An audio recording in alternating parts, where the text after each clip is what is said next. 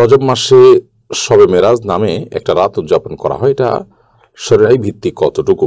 রজব মাস শুরু হলে একটা দোয়া পাঠ করা হয়, আল্লাহুম্মা বারিক লানা ফি রজাবা ওয়া শাবান। এটা কি সুন্নাহ সম্মত? মেরাজের শিক্ষা ও নির্দেশ নাকি? আমার জামাই বলে সিগারেট খাওয়া গুরুতর গুনাহ নয়, শুধু মাকরুহ। এ ব্যাপারে আপনি কিছু বলুন। আপনার আলোচনা শুনে তাকে ধূমপান থেকে বিরত রাখার চেষ্টা করব। রজব মাসে লাইলাতুল মেরাজ নবী সাল্লাল্লাহু আলাইহি ওয়াসাল্লামের ঘটেছে বলে আমাদের সমাজে বহুল প্রচলন রয়েছে, এবং রজব মাসের ২৭ তারিখে ২৭তম রাতকে লাইলাতুল মেরাজ বা শবে মেরাজ তথা মেরাজের রাত হিসাবে উদযাপন করা হয়ে থাকে।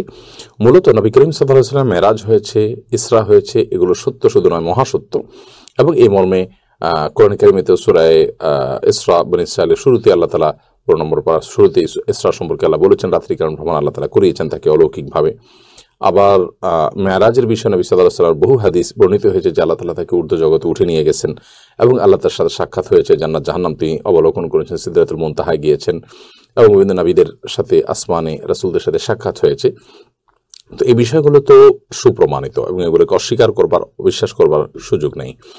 কিন্তু মেরাজ রজব মাসেই হয়েছে এমনটি সুনিশ্চিত নয়, বরং বেশিরভাগ ইতিহাসবিদদের মতে মেরাজের মাসটি ভিন্ন। অনেকে এটাকে রবিউল আউয়াল মাসে বলেছেন, অনেকে অন্যান্য মাসের কথা বলেছেন, রজব মাসের কথাও কোনো কোনো ইতিহাসবিদরা বলেছেন। কিন্তু ২৭তম তারিখেই রজবের মেরাজ হয়েছে, এটাকে চূড়ান্তভাবে যেভাবে আমাদের সমাজে বলা হয়ে থাকে আসলে এভাবে এমনটি প্রমাণিত নয়। বিধায় রজব মাসের এই ২৭তম রাতকে মেরাজের রাত হিসাবে উদযাপন করা, প্রথমত এই রাত্রিতে মেরাজ হয়েছে সেটিরই কোনো আপনার নিশ্চিত কোনো তথ্য নেই। আবার দ্বিতীয়ত হলো যে যদি ধরেও নেওয়া হয় যে রাতে নবী সাল্লাল্লাহু আলাইহি ওয়াসাল্লাম মেরাজ হয়েছে, কিন্তু সেই মেরাজ হয়েছে হিজরতের আগে, অথচ নবী সাল্লাল্লাহু আলাইহি ওয়াসাল্লাম হিজরতের পরে অনেক বছর বেশি ছিলেন, তিনি সেই রাতকে কেন্দ্র করে প্রতি বছর কোনো বিশেষ কোনো আমল, বিশেষ কোনো কার্যক্রম তিনি কখনোই সম্পাদন করতেন বলে কোনো প্রমাণিত নয়।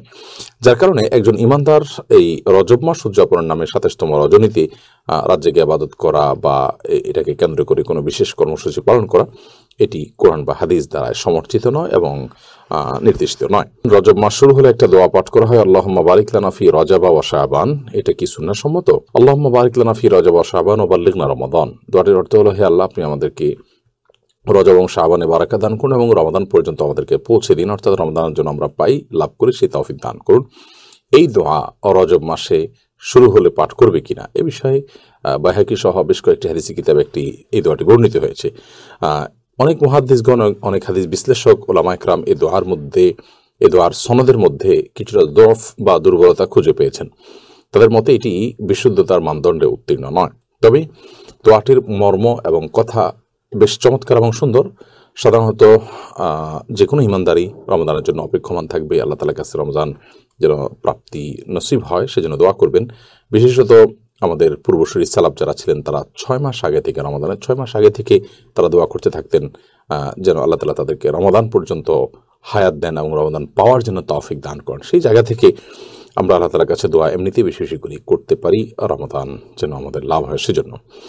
মেরাজের শিক্ষা ও নির্দেশ নাকি? মেরাজের সবচেয়ে বড় শিক্ষার বিষয় হলো যে সালাতের গুরুত্ব এত বেশি যে আল্লাহ তাআলা সালাতের নির্দেশ দেওয়ার জন্য তিনি তার কাছে ডেকে নিয়ে গেছেন এবং ৫০ ওয়াক্ত সালাতের নির্দেশ দিয়েছেন। সেখান থেকে আল্লাহ তাআলা কমাতে কমাতে ৫ ওয়াক্তে এনেছেন এবং এই ৫ ওয়াক্ত যে আদায় করবে তাকে ৫০ ওয়াক্তেরই সওয়াব দেওয়া হবে বলে আল্লাহ তাআলা ওয়াদা করেছেন। বিধায় মেরাজের সবচেয়ে বড় শিক্ষা হলো যে সালাতের গুরুত্ব কত বেশি সেটা আমরা শিখতে পারি মেরাজ থেকে।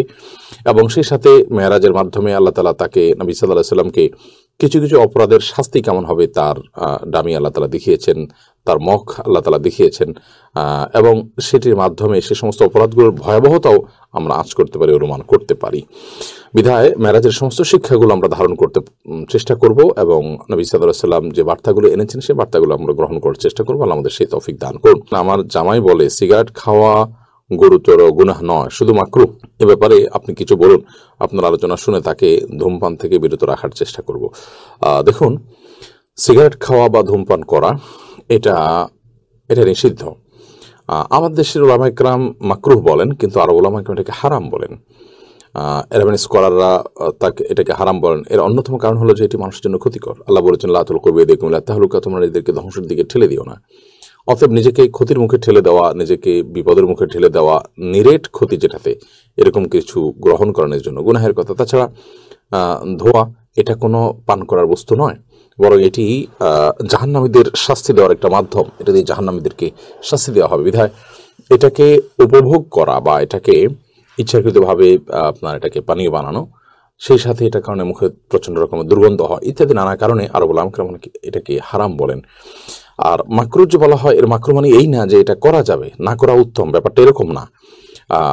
এটা করাটা গুনাহ, মাকরু মানেও গুনাহ। হয়তো যারা মাকরু বলেছেন সে সমস্ত ওলামা কেরামের মতে এটি কাবিরা গুনাহ নয়, কিন্তু এটাও গুনাহ, এটাও এর কারণে আপনার আমলনামাতে গুনাহ লেখা হবে। তাছাড়া কিছু কিছু গুনাহ আছে, কিছু কিছু পাপ আছে যে পাপের বহুমুখী ক্ষতি আছে। নবী সাল্লাল্লাহু আলাইহি ওয়াসাল্লাম বলেছেন, তাতাআযাল মালায়েকাতু বিমা ইয়াতাআযা বিহি বনু আদম। মানুষরা যে সমস্ত কিছু কারণে কষ্ট পায়, ফেরেশতারা সেসব বিষয়ের কারণে কষ্ট পায়। বিধায় আপনি যখন এই ধূমপান করবেন, আপনার মুখে দুর্গন্ধ হবে, এর কারণে ফেরেশতারা কিন্তু কষ্ট পায়। আপনি মসজিদে যান অথবা যেখানে যান, ফেরেশতা সর্বত্র থাকে, এর বহুবিধ ক্ষতি আছে। বিধায় একজন ইমানদার তার রুচি আরো সুন্দর, আরো উন্নত হওয়ার কথা। আল্লাহ তাআলা আমাদেরকে এই গুনাহ থেকে বেঁচে থাকার তৌফিক দান করুন।